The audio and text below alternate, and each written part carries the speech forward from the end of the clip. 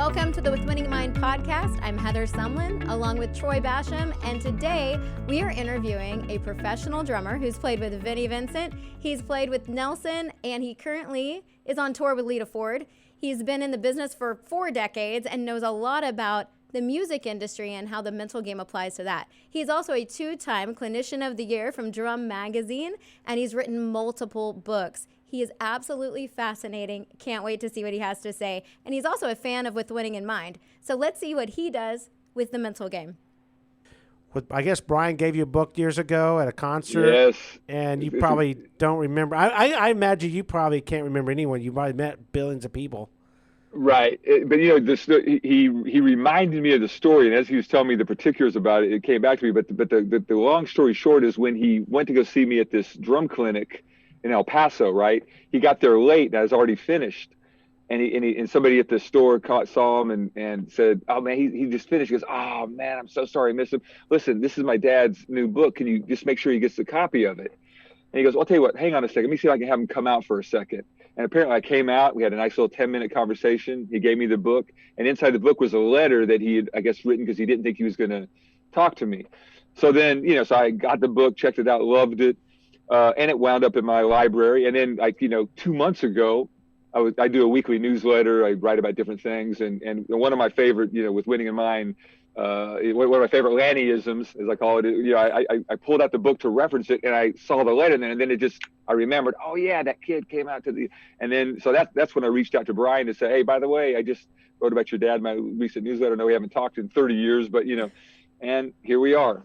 That's amazing to me. Now the kid is 51 years old. Yeah, I know. But he's still a kid to me, Yeah. What's remarkable to me is the fact that you kept the book for all of those years. And so obviously it mattered to you. So is there anything in it that you felt like connected really well with your career? Yes.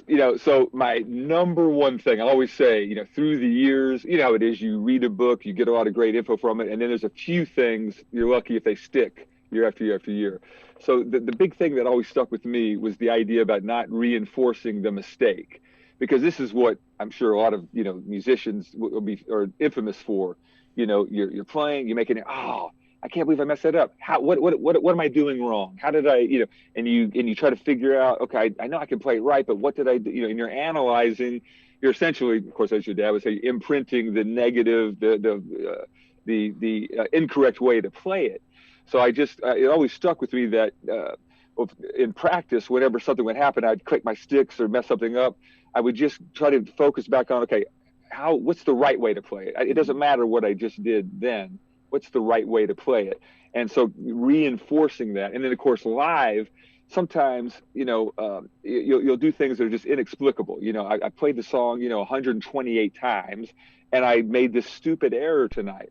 I don't even think about it. I don't analyze, okay, how could that have happened? I don't want that to happen again tomorrow night. No, I forget about it. I don't think about it. And it typically never happens again, So it's kind of counterintuitive.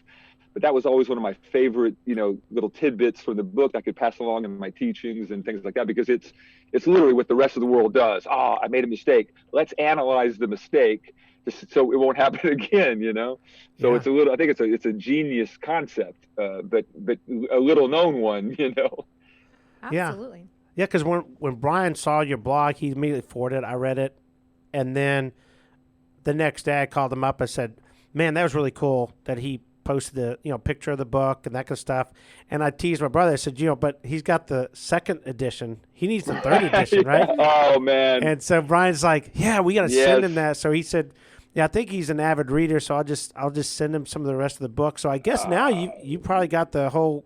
I got the library, and I got to tell you, man, it was like Christmas morning, man. I appreciate books that are produced properly with the right kind of finish on the cover, and they're all like the same size, and the branding, and it looks like they belong on the bookshelf together, all 3 of those. It was just like, I really appreciated it, man. I love it. I love the stuff. Yeah, I've been enjoying your book as well, man. I heard. Oh, have you started it? Yes. Yeah, be careful, man. That's the best book that we have. You know that? Yeah. I tell people that, and they go, why? He says there's 2 reasons. You want to guess the 2 reasons? Because let's see, because you wrote it. That must be one of them, right? That's one of them. Yeah, yeah. That's the first one. And because you've had the benefit of looking over your dad's shoulder all these years. I don't know what's the second reason. It's shorter than my dad's book. Who has time to read 200 pages? Everyone has time to read 100 pages. That's kind of the way. My dad's like, it's too short. He's got freedom flight, though. Don't forget that's as far as being concise, So it was 100 pages, and it took us years, literally decades, to get him to write that book. He would tell that story. We've heard it countless times over the years, and he would not write the book.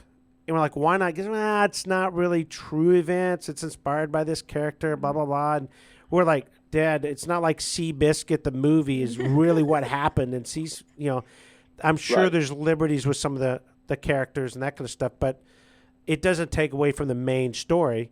And so finally he wrote it, and it's one of those books that it's just people will give to someone. We'll get a call almost on a monthly basis. Hey, I need to reorder one because my buddy won't give my book back. Right. So it kind of sells itself on that one. Speaking of books, though, you yourself are an author. Right. And you've written not just one book, but several books, right? Right.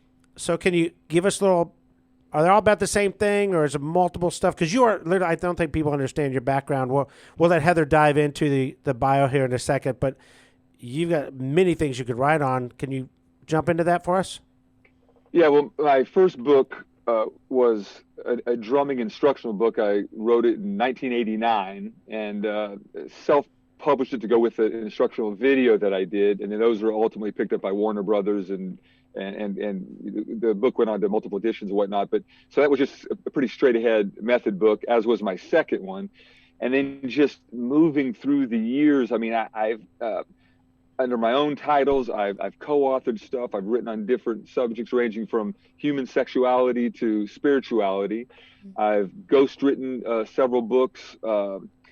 Let's see, I've done some. My last one is a memoir about the grand and glorious 80s, the glam rock era, my first major gig, and going from Houston to Hollywood in search of hair metal heaven, that whole type of thing. So it's pretty diverse. It's mainly nonfiction, but I have written in the fiction genre. I love to write. I've had a blog since 2007. I do this weekly newsletter. And I got, of course, always several other books on the back burner working on at different times and whatnot. So. Yeah. Well, I'm waiting for one, my brother to finish his book, and two, for this one to finish her book. So maybe you can encourage them for me and nudge them.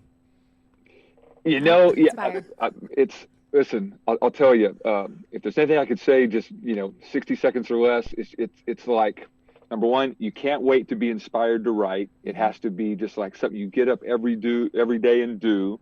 I think something like, 500 words a day. I would go by word count as opposed to time at the desk or anything like that. And there's got to be a date on the calendar.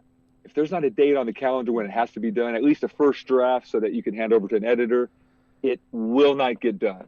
Ask any author, writer, they usually, because they have a publishing deadline, they've taken money, that they're not going to get the second half of the advance, so they turn it in. There's got to be something on the calendar. So if you can put something on the calendar 3 months, 6 months down the road, try to get those 500 words a day, every day. It's whether you feel like it or not. I promise you, writer's block doesn't exist. It's a myth that we told ourselves a long time ago to get out of having to write. If you sit at the desk, and final thing is, plan on writing I'll clean up my language here, crappy first draft. Understand that your first draft is not going to be good. There's going to be some grammatical things going on and all that. Don't worry about any of that. You'll have plenty of time to go back through it and tweak it. Put the black on the white. Just get the first draft done. Because otherwise, if you start editing as you go along and analyzing sentences, it'll never get done. So just get that crappy first draft, get it done, get it to the editor on the calendar, boom, published author. That's what happened with Dad with Winning in Mind. He had a deadline because he had people ready to purchase it, and so he had no choice but to do it. And then there was this whole fiasco with getting it actually done. But it's been the best decision he's ever made. So yes, okay, I'm gonna write a book. Yeah, except he had a little Jewish friend of his that was an editor for years. He says, "I'll help you with it." So every week he'd meet with them. He'd read through it. Okay, this is good. Here's advice. A week later, comes back. Build, completed it. Back in the floppy disk days, remember those? Oh, wow, yeah. And so my dad kept everything on a single floppy disk, And then he hands it to the guy. The guy says, "So this is completed, huh?" He's, "Yeah." It's like 300 pages, I think, right? And he had a burning fireplace, and the guy takes the floppy disk and throws it in the fire. No. And my dad's like, starts laughing. He goes, "Yeah, you have a secret copy yourself, don't you?" He's like, "No." And my dad was furious. And he's like, "You just burned a year's work of work that I did, and why would you do that?" I'm sure there's a few expletives there that we can't say. But anyway, he said, "Look, one, it reads like a textbook. Two, this whole year you've told me stories that are awesome, and none of them are in the book. Put the stories in it, write it like you talk, make it 200 pages." And boom, there was the Bertha with Winning in Mind, and it sold hundreds of thousands of copies. Never been in a bookstore. It's amazing. So yeah, he told Dad. He says nobody's first book's any good. So now go write your book. So that's the crappy rough draft you were talking about. Right, that's what went in the fire. Yeah. So yeah, it all fits with what insane. you're saying. So perfect. Okay, so I'm really curious because I want to know what's mentally the most mentally challenging maybe thing about the music business that we might not realize, or maybe drumming in general. Or I'm going to let you take it wherever you want it to go. I think the most challenging thing is that, when you're in the comfort of the practice room and you have your controlled environment and you walk in there to play, even if it's a rehearsal situation, you can control all the conditions, how things sound, how you're monitoring the rest of the band, what you're playing, how you're, all of those variables. You can be well rested when you go in there. You can be well fed. It's like the best case scenario. You're in the comfort of your practice room. When you go out on the road, especially, you're traveling and you're doing shows, there's very little you can control in terms of and this is what I think people have an idea. Oh, wow, you're on the road. It must be tough.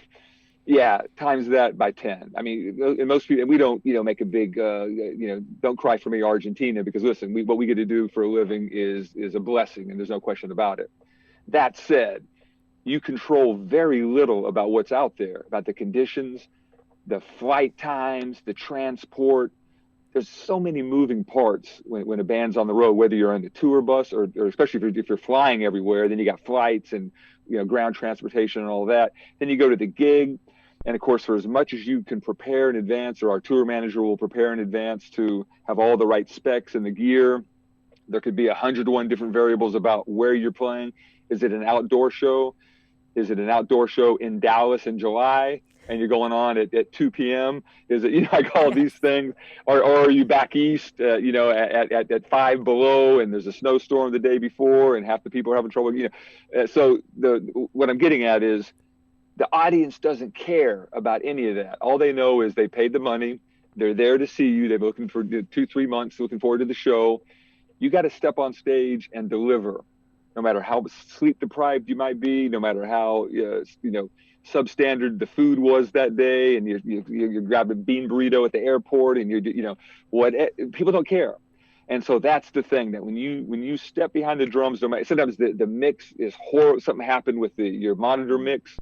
You're having trouble with the sight. It's hard to hear. And and you got eyeballs on you, so you can't make a big dramatic thing, to the monitor guy. You got to just, you have to perform. And that's the thing I think that people don't realize, is that no matter what, you got to get up there like it's like there's nothing wrong, and you're almost like you're in the practice room. I'm comfortable. I'm well fed. Temperature control. I hear everything perfectly. I'm well rested. All those things. And so that's what a professional does, as opposed to if you see somebody at a talent show or something that doesn't have a lot of experience and they're throwing a tantrum, and there's all that kind of stuff that we might expect to see sometimes, So there's no crying in music either. It's not just baseball. That's right. That's what I'm hearing. What's your favorite, when you read the book? I know you talked about the self-image and how to imprint what you should have done, not necessarily what happened.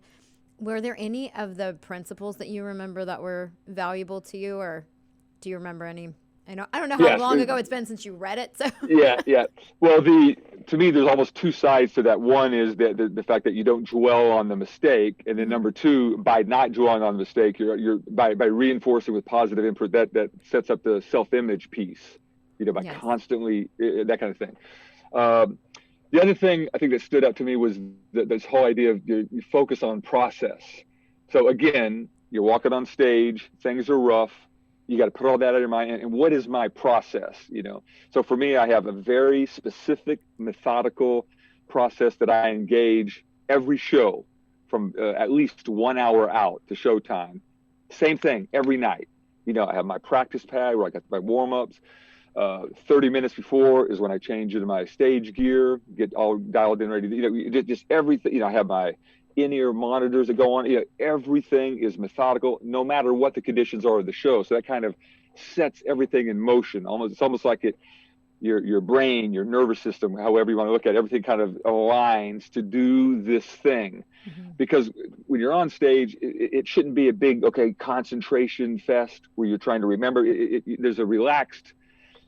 Concentration is a great word, but I think in that case, there's a presence that you want to have, a kind of a relaxed presence where you're not thinking about anything else. You're definitely in the moment throughout the set, but there's a lot to take in. You're listening to the band, you're listening to what you're playing, how it's interacting. You're performing for the audience, so now you're getting some of their feedback, and that might influence something you do, theatrically, whatever. But the bottom line is, that focus on process is a tremendous lesson. And of course, for me, I guess I take that also as just, all the other processes that you do in preparation, which to me extends beyond just the practicing, a lot of the physical training, the weight training and the running and all the things I do, the stretching and the grinding on the foam roller, and there's all of these pieces to the puzzle that are all part of the process that sets up. And then of course, by not, focusing on, okay, I hope it's a good show. It's going to be a good show. Are they going to like it? With it, setting all that aside and just zeroing in on, I'm just going to focus on doing what I got to do. Like the golfer guy, they talk, was it Ben Crane? Yeah. Talks the story, where he didn't even know he won that, to me, that's the ultimate. He didn't even know he won. He was so focused on the business at hand. And that's the thing. I didn't even know. Of course, I guess the difference with us is you can kind of get a sense of the feedback from the audience that, okay, I think they dug it tonight. But it's the idea that that's not the end all evaluation of what you're doing. You're so focused on just doing your gig and being in the zone that you're not really paying attention to what the outcome of it was. So you're just trusting it's going to play out good. Yeah, and you enjoy it. You have to. Yeah. Yep. So do you see a lot of? So you've been doing this for, can we say how many years? I mean, you've been drumming since you were probably kiddo, right? I've been playing drums for 48 years. 48 years. And you got into the actual rock scene when? How did that transition happen? Or did you just like, man, I just want to be like that guy? How did that happen? For me, it started out as a 10-year-old kid seeing some older kids in the neighborhood who were drummers and immediately sort of diving into that culture of, this was back in the 70s. So it was, Black Sabbath and Deep Purple and a lot of those old school, Alice Cooper, a lot of these kind of bands. And so I just dove right into it. I mean, I had a moment where I saw the kid play one afternoon. He played along to a Black Sabbath record. That's what I'm going to do the rest of my life. That was like my proverbial moment, and that's what happened. So I just, drum lessons. Mom and Dad said, okay. Or did you have to convince them? His dad had a drum set in the attic. Is that right? Oh, woo! I nice. watched. Yes. Oh, yeah. I did a little research. Nice. Yeah. Nice. That's right. And I think because he had that drum set, he knew how annoying the drums could be. So we started out in the garage. We had the drum set up in the garage. And so wait, hang on a second. So you approached him and you say, Dad, I want a drum. And he's like, I know where a drum set is. It's in the attic. I mean, what's the backstory of that? Yeah, he was a little reluctant, I think, just because he didn't know if it was going to be a phase, but he did know that it was going to be painful, at least at the beginning. So he said, okay. I mean, we all knew he had the drums. They'd always been in their cases. He never really played. He played early on. Folklore has it that he purchased the kit within the first 6 months of my parents' marriage. And, when they didn't really have the money, but he bought them, and then he got busy with work and put them away and never pulled them out again, but he never got rid of them either. So now I come along And so we pull him out, and he just kind of said, okay, we'll just take it out to the garage. You can set him up and play out here. And that was about the extent of his involvement, But shortly thereafter, they came inside the house, and when they saw that I was serious about playing, I got in school band, and I started taking drum lessons and all that, they were incredibly supportive. Because, not only is the drummer making all the noise and practicing, but usually the drummer is the house where everybody meets to practice.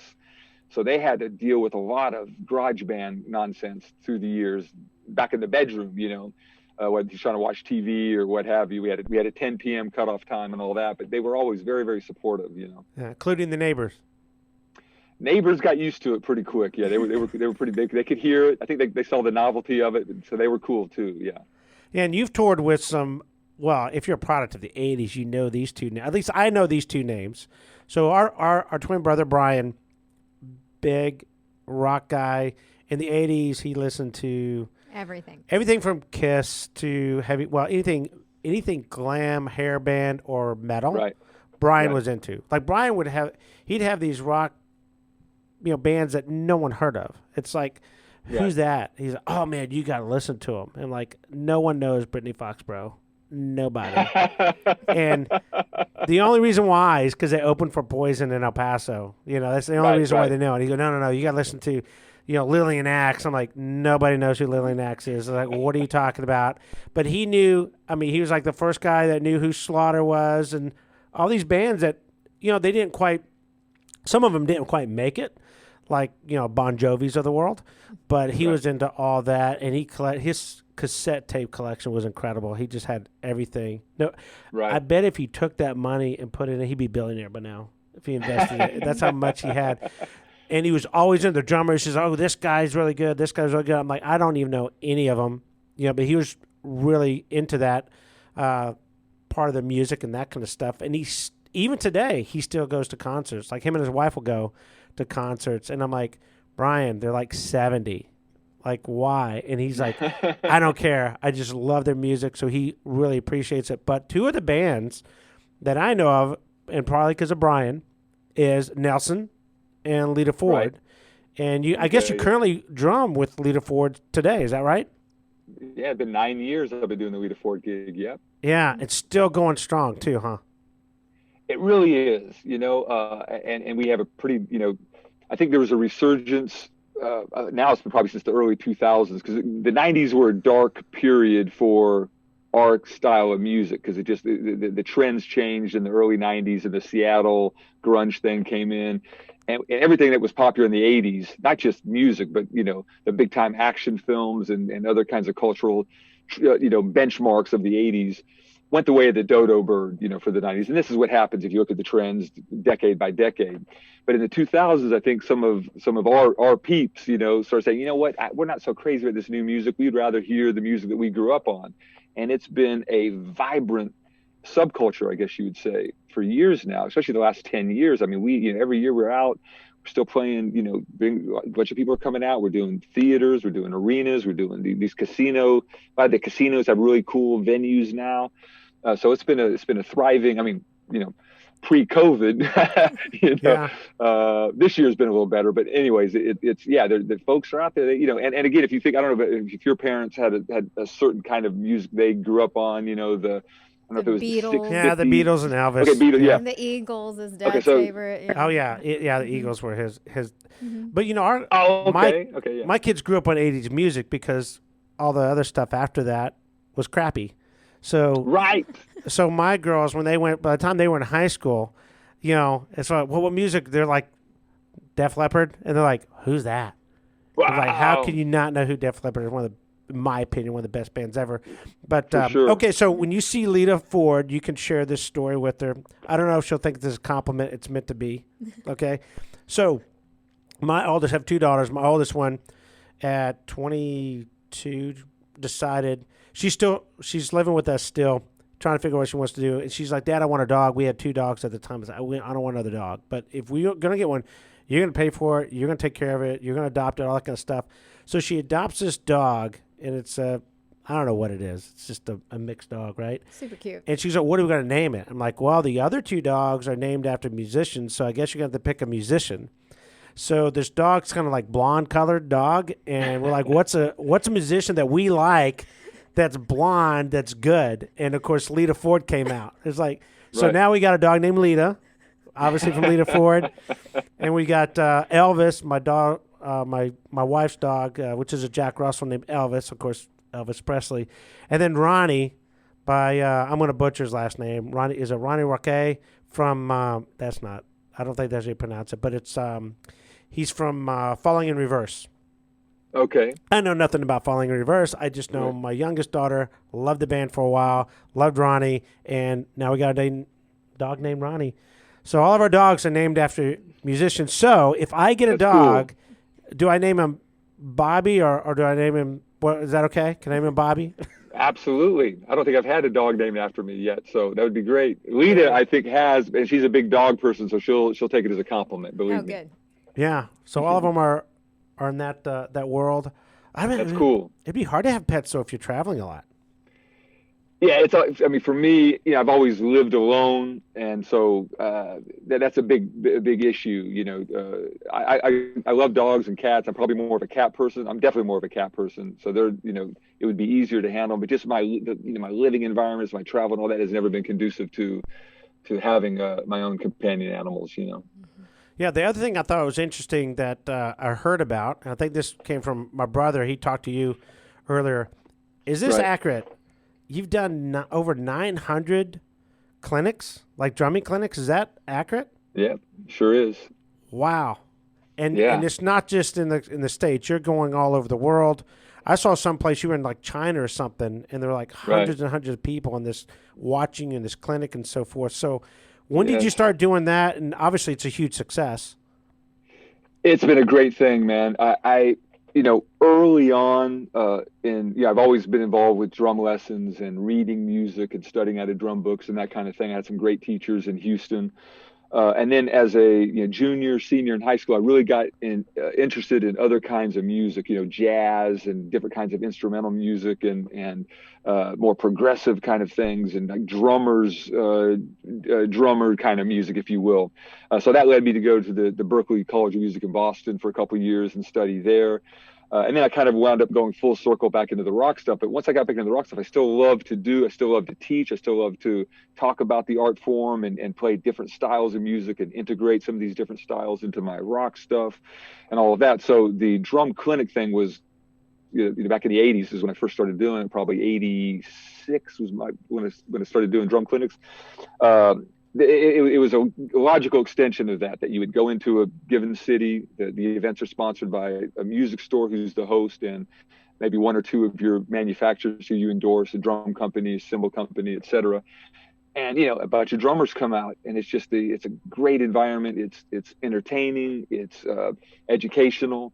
And people get a chance to see their favorite drummers up close and personal, ask questions. Hey, on that such and such song, what were you playing on the second verse leading into the chorus or whatever? And you can demonstrate it for them. And so I love it, man. It's been a natural extension, and I always wanted to pursue that type of thing along with doing my own records and kind of like the drummer as band leader, which is not a real popular notion, but there's always been some kind of little market for it. So in the 90s, when the hard rock stuff kind of began to take a back seat, the music I grew up on and that we did in the 80s into the early 90s, when that kind of, fell out of favor, that was a good time to pursue on a full-time basis this idea of being a touring, drum clinician / solo artist. So I did that. I had an RV.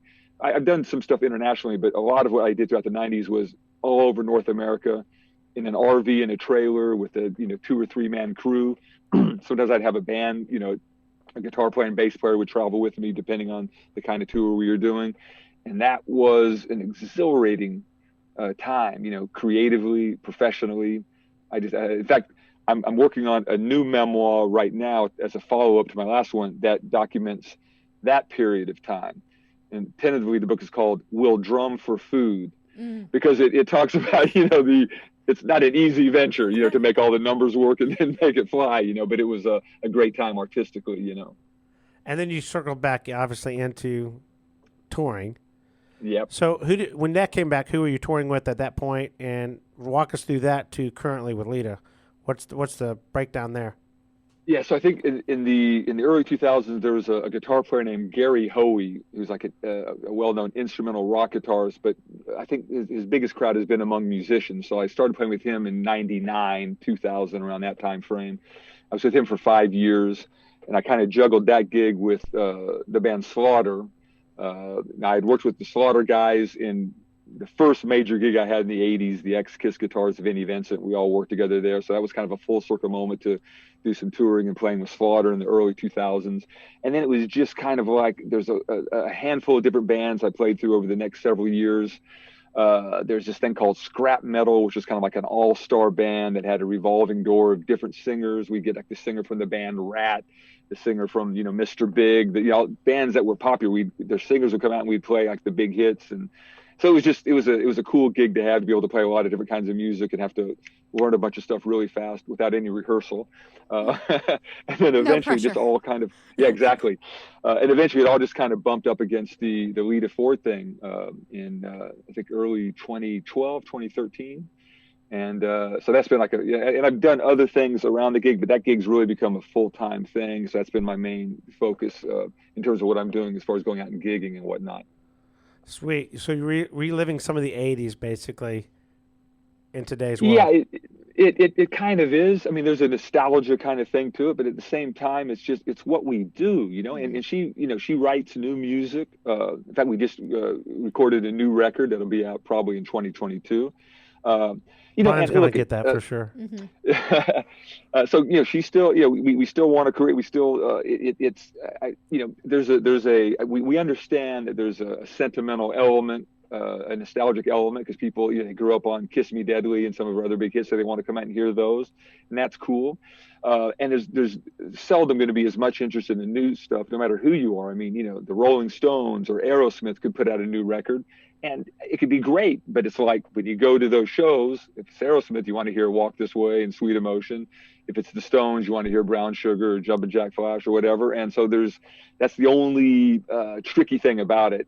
But artistically and creatively, the band's sounding better than ever. We've had a lot of the same personnel. The bass player's been in a little bit longer than I have. The guitar player a little less. But now we have that chemistry, and it's a legitimate thing, and it's music that we love to play. I think the idea of, well, what's popular now? So I guess I should go out and play with kids that are 30 years younger than I, because it's no, I think you have to kind of, stay in your wheelhouse of what you love to play and what you feel like you can play best, That goes back to the passion. Mm-hmm. You're passionate about music, but you're also passionate about what style of music that you like playing. Okay, side note, just because I'm curious, and I'm thinking off the top of my head here. All right, as long as you've been around, a bunch of musicians, if you were going to form a group, let's make it more challenging. Let's say it's just an all-guy group. Well, you can throw girls in there, I guess, but I'm thinking of the 80s. If you could choose your group of a band of guys that you would like to be around, because this is not saying they're the best bass guitarists, but from a clicking together and having that chemistry, could you put a band together off the top of your head? Obviously, you're the drummer. It's a tough one. So, but he knows so many good musicians. That's why it's hard. So we can edit it out right. if he Right. Now, I mean, it's so like, but it can't be anybody I've worked with before, or Be anybody. Be anybody. Be anybody. Not saying you have a favorite. It's just like from a chemistry standpoint, I think if I had these guys together. Okay, the reason why I'm thinking about this is like, Traveling Wilburys, right? Right. How cool was that? And that was completely by accident. But they're like, well, what are y'all doing? Well, we're just going to, I want to, do that. But the chemistry worked really, really good for those guys. Right. Right. So, yeah, I'm just kind of curious. If you can't think of anything, we don't have to. But I just figure, wow. And then I want to ask Brian, do you know this person, this person, this person? I mean, he probably does. He probably knows anybody with a name. But, yeah. Well, what's interesting about the question, is, of course, I go to, like, when I think about, like, a lot of times the musicians, like, I think about the context in which I played with the music. So, for example, like our current bass player, for instance, Marty O'Brien, like this, especially in the context of the Lita Ford gig, which is what we mainly work together, obviously, it's just like a perfect match. So if he and I broke away and did something else, I'm sure, or if I think about playing with Nelson, Matthew Nelson was a bass player. Again, it was just locked. So yeah, and those are just two guys I'm thinking about, that I had worked with in those two isolated situations, So it's a great question. I think it's difficult to kind of narrow down. Now give me a singer, not Lita, that you've had that chemistry with, or is it Mark Slaughter? Yeah, Mark Slaughter. Yeah. Because we have the bro thing happening. We can go months and months without seeing each other, and because we work together at Vinnie Vincent Invasion, and we work together in Slaughter.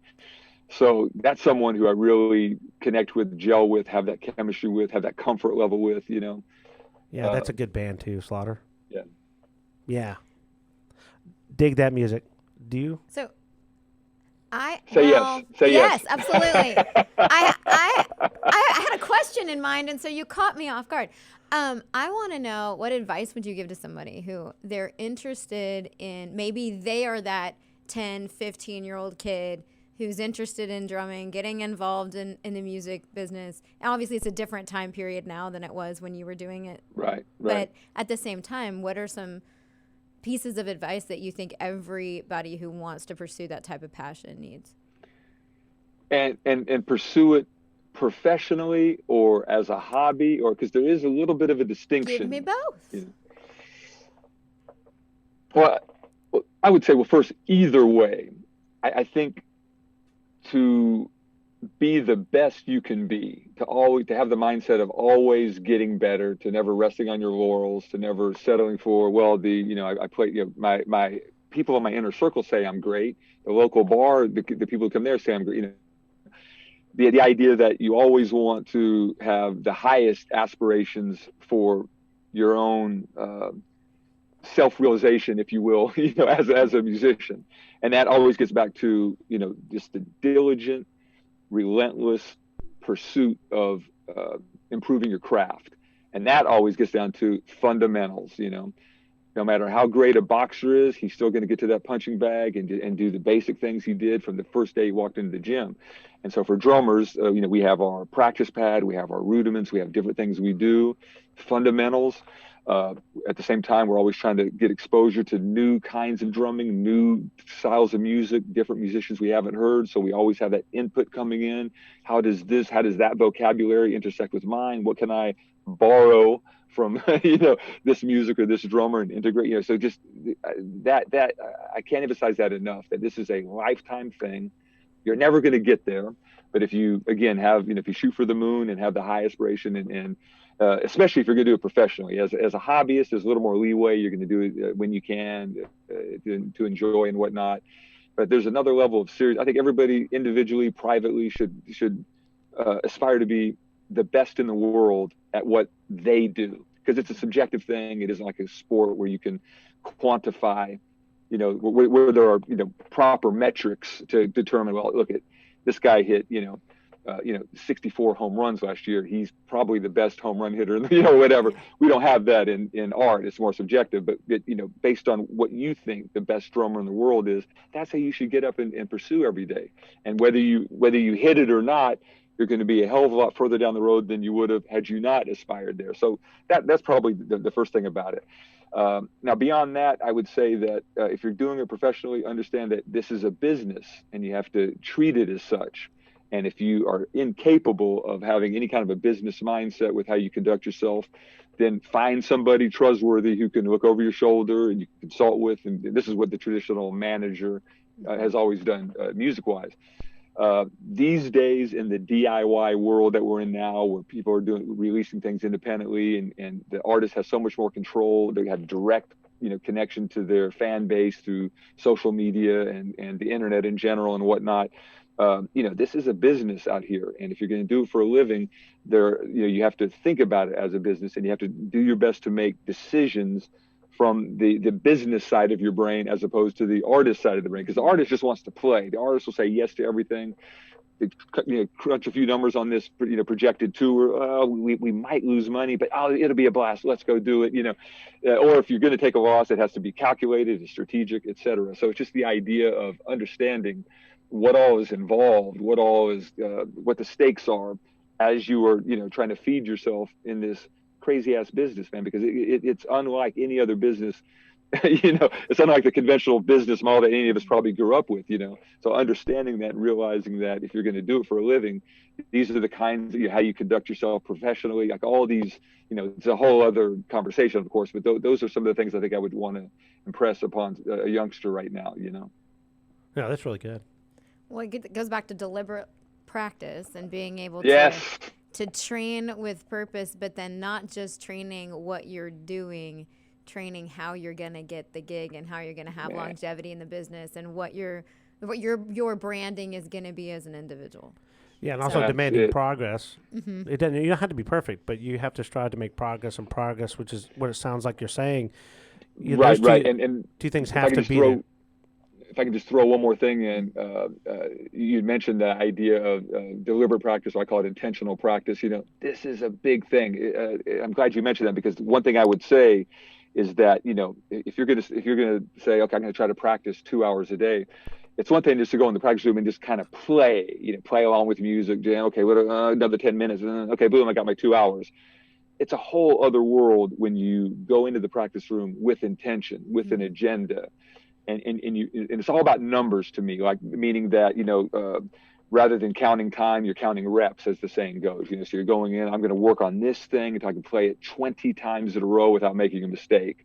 I think is another, well, actually, it may not be an official Lannyism, but I think I've heard your dad say, that idea of that you play something not until you don't get it wrong, but let me see, you don't play something until you get it right. You play it until you can't get it wrong. That whole concept. So it's the idea of just being in the practice room and really, you have your long-term goals. In 3 months, I want to be able to play this. So between now and then, these are the things I have to work on to get to that point. So if I go in the practice room, I'm going to take 15 minutes. I mean, really, bring in the left brain and break it down in such a way where, most of what you're doing, it's okay to jam around, because sometimes you can stumble across some cool things in a free form setting, but to really have that intention, bring that intentionality to your practice, those 2 hours, man, I mean, it's going to be night and day as far as the kind of progress that you're going to make versus just going in there and logging hours on the clock without having any real agenda in your practice sessions, Well, and most people aren't going to be willing to do that. So you're going to be 10 times better than your competition.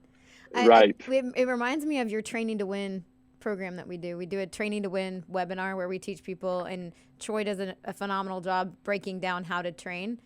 And all of the things that we teach there, I think, would apply to music too. Yeah, it's my fun thing, my favorite thing to teach. I'm convinced that most people don't know how to train. They practice. Right. They don't know how to train. And what I mean by that is they train subconscious skill only. They don't focus on the conscious and self-image. So are you training in a way to build confidence, or you just focus on the subconscious? Now, both are very important. We have to have, obviously, focusing on subconscious skill. But if we don't look at it from a standpoint of, okay, but am I building confidence at the same time? You could have a great performer, but then when they get on stage, that doubt will show up. Right. Just like you could have a guy that was created a great self-image. Like, they're super confident, and you're like, yeah, but he can't really play. It's going to show when they perform, right? So you got to have all three being balanced, working together. I think it's a good point that you make with the deliberate practice, and I like how you're emphasizing it. If you're going to do this beyond a hobby, you really have to take that approach early on, because later on as a hobby, like I dabble in playing pool. I have a pool table upstairs. We work. You could be really good at it. I work with the guy who's ranked. He's ranked like 5th, a professional billiard player, and he's like, but you got to do this, this, and this. Yeah, I'm not willing to do that.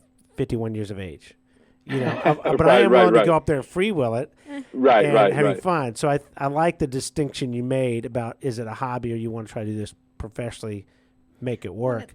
And it's don't have professional goals and hobby habits.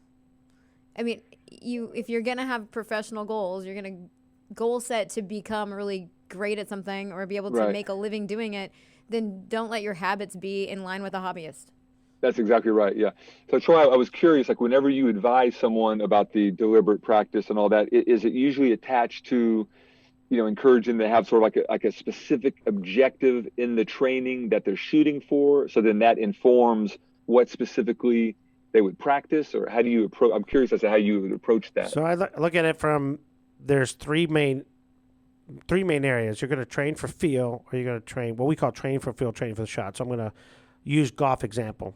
You would probably say training for feel and training for performance in music. Okay. And then you've got the third one, which is training for the round, which would be what I'm going to do in a tournament. Yours would be training for the actual gig, right? Right. So training for feel is strictly getting the feel down on a subconscious base.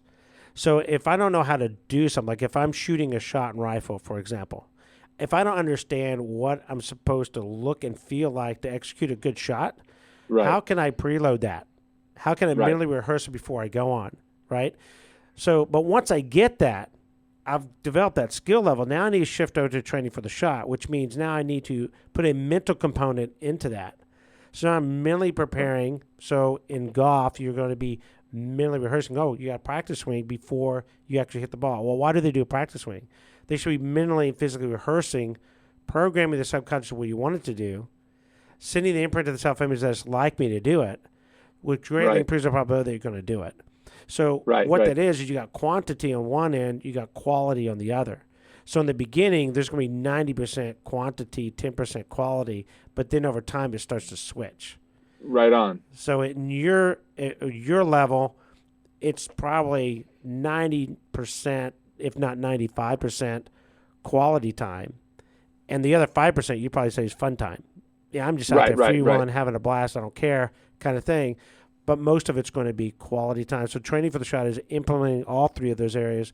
The other one mainly is the subconscious on that one. And then within that, once a week, you got to be training. You got to simulate the competition. Right. So if I can't do it in a controlled environment, you're talking about a controlled environment earlier, right, that you control. If you can't perform well in a controlled environment, what makes you think you're going to do it in the real competition world? So if I can't shoot a score that I need to shoot in a controlled environment at my home range, what makes me think I'm going to do it at the national championships? Right. Just like if you can't do it at your garage band, what makes you think you're going to do it at the big venue? Right, the party or whatever you're playing. Yeah, exactly. But if I have it, and let's say I do it once a week, and 3 times this month, it was great. Well, now 6 months to a year later, you go and you're in a gig and you're opening up for this band and you're like, oh, are we ready? I got how many imprints that, we're ready. But it's legit. Right. It's not falsified. Right. It's not what I call the American Idol effect, which is where, why are you here? Well, because I can sing. Okay, sing. And no, you can't. Your mama lied. You cannot sing. Right. So that's what I'm talking about when we break those up. So deliberate practice would be field training only, getting it down, getting down. If a guy messes up, it's like, look, that doesn't matter. You're trying to get this down, this down. So it's constant repetition. Mm-hmm. Once they get it down, we're reinforcing why it was right. Now it's more quality type of training. And then let's train for the competition. Are we trained for the tournament, or are we training just to train? If we're training for the tournament, then I need to mimic some of those things. So it's balancing those three things out. Once you get to the elite level, there's obviously more training for the competition, less for feel. In the beginning, a ton of feel, which is not fun. That's what you were talking about. It's not the stuff that people like. It's like, Troy, you got to do all these drills. Yeah, not interested. I'm going to be a hobbyist. But if you want to compete, you got to do those things to do that. So, well, he has specific strategies for when do you train what? Like let's say, a skill that's more difficult for you. Do you start with that? Should you start with that? So he has a whole strategy on when do you train what, how do you train that, how does that impact self-image, why is this important? So he teaches like progressive training, sandwich training, all these different ways to train. He doesn't have to know the sport specifically to teach you how to build self-image and control your thoughts while you're training. So it's really fascinating. You should join us next time when we do it. We'll just let you know. Not that you'll have time, because you probably in your clinics, or if you do any instructional one-on-one stuff, but definitely clinics, you're probably it wouldn't surprise me if you're already promoting some sort of progression training. In our progressive type training, what we're doing is we're starting with something that the person can do. Right. So what is it you can do? There's multiple things you can do in drumming, but that let's say you're working with 5 drummers. Well, they're not all going to be 5 good at the same thing. This guy, that guy's really good at this. This guy's not. Okay, so what am I going to start? I'm going to start out with, if I'm doing a group, I'm going to do what's easiest for me. But if I'm doing individual, I'm going to start with, okay, what are you good at? Let's start with that. Then let's progress to what they need work on. That's all they progress training. Well, the idea behind that is I'm protecting and building self-image at the same time of working on skill. Most people just jump in what they got to work on. They're like, dude, you can't do that. You need to work on it. Well, they jump in the first time, they're spending an hour or two. But how many imprints do they have doing it wrong? Now when they go to the stuff that they're good at, they're not, I don't want to do it. I see. Interesting. One of the things that came to mind when we were talking about the conditions of the practice room versus live is, I've realized through the years, one thing I've always done, this goes back to the 80s, because, I've been big into weight training and running and these kind of things, is I'll try to replicate the physical, like the physically challenging conditions of certain gigs.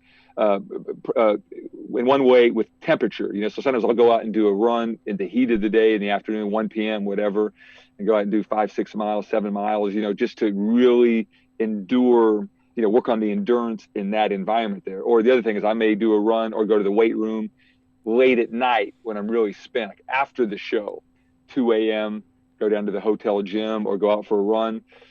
Because again, you have to play that way. Sometimes you go to the gig, you're spent because you've done 3 in a row, you've taken fights everywhere. Now you got to show up again, you're tired.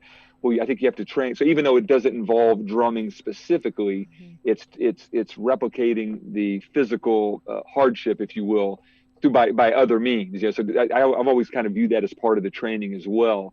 Subject my body to that trauma, if you will, man, I'm fried, it's 3 a.m., but I'm going to go back and get that workout anyway. And then when you're at the next gig, it's like something inside says, this ain't nothing. I got to go out and do a run after this. So this is, it's a way of kind of elongating your capacity, I guess. Yeah, that's a perfect example of contingency training. I'm training for the what if I am tired, I got to push myself through it. You're already doing that in a different manner. But yeah, you're right. It connects mentally to where your body's like, oh yeah, we got this. And we look what we did here and here and here.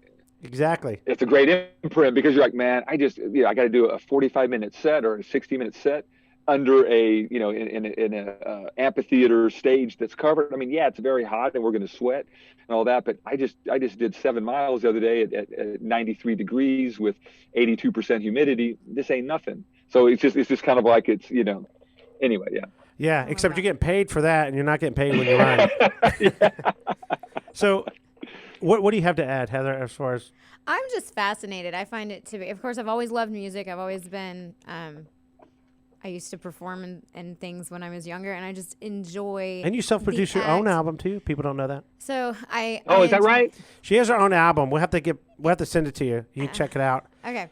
So it was one of those things. Why be so dismissive of something that obviously is important to you that you spent all this time doing? It's probably killer. It was a passion project, and it was every project should be a passion project. It was therapy. It was really a great thing to have done and accomplished, and I'll send it to you. You can listen to it. I'd love to hear it. Yeah. But there's a couple songs that Dad wrote that you performed that were really good. So Side note that Dad actually was offered he was in a band in college, was offered a contract, but he was the only one in the band that didn't sign the contract.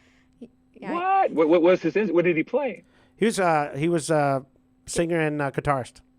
Okay, wow. I didn't even know that. Oh, he's multi-talented. His favorite, what was the song you sang that was really, really good? Dream of Fallen? Oh, Dream of Fallen. That was from, Dream of Fallen. And the other one was? One is the one that he wrote for Mom. Yeah, and then he has a fun one called Bar with No Beer. Bar with No Beer. I didn't record that one, but no, but it's great. Can I share that right quick? It's my favorite line. Okay, go ahead. Okay, here's a chorus. Tell me if you like this one. Beer is for drinking when you're not alone, but it's great when you're all by yourself.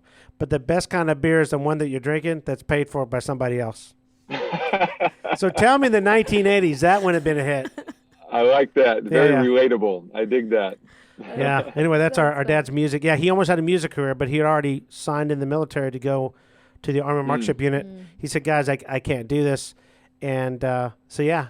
But we would not have been here if he would have pursued music, most likely. So, right. It all worked out, right? Whatever's supposed to happen happens. But I love the connection to mental management with music. And I love the fact that if you really want to succeed in what you're doing, you're going to have to work on your craft diligently, deliberately, purposefully, or you're not going to reach your potential. You might be successful by society's Right. standards potentially, but you're not going to reach your actual potential if you're not willing to put the work in. And will honestly, not get that's that, why I'm right. not a performer anymore, is I wasn't willing to put in the work anymore. I wanted to have a family, and I wanted to pursue I just traded over. I traded for something different, but I'm just That's fascinated. legit. Mhm. Yeah, that's legit.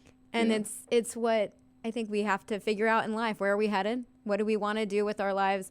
Where is our passion? Are we happy every single day? I love what I do now more than I loved anything I've ever done in my life. And so That's huge. that's when you know you're doing what you're supposed to That's do. right. So That's I just big. want to thank you for taking the time to spend with us, for getting up so early on a Wednesday morning to just bless us with your knowledge and with your experience. And we're just so incredibly grateful.